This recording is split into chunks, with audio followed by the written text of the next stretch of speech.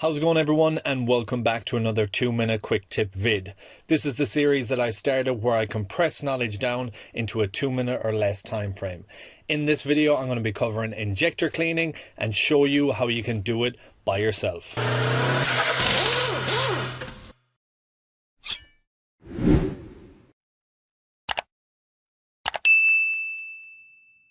Okay, so let's put 2 minutes on the clock and get straight into this video.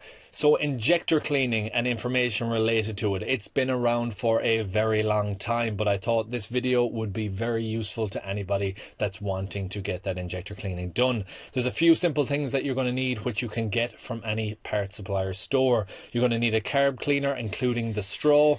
You're going to need some type of an adapter or connector to hook up to the injector or the rail, including the hose clamps so you can keep it on.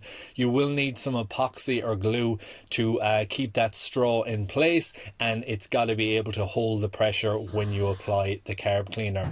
You're also going to need a 12-volt battery supply, which could be the battery that's in your vehicle or an additional one, and then some leads so you can touch the battery on and off.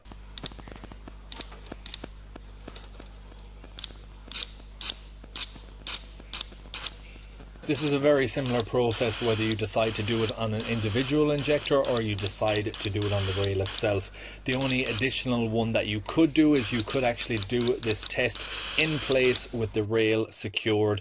Disconnect the fuel line, but you will need to remove a fuse or a relay to disable the fuel while you pump this in. You'll need to get the vehicle running, and you'll need to use the carb cleaner as the fuel source to actually get the engine to turn over and continue to run.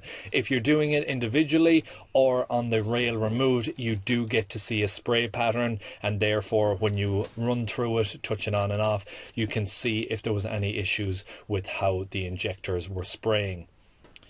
And that is it, guys. I really hope you enjoyed this video. I hope you found it useful and informative. If you did, please like, share, comment and subscribe, and I hope to see you in the next one. Thanks for watching.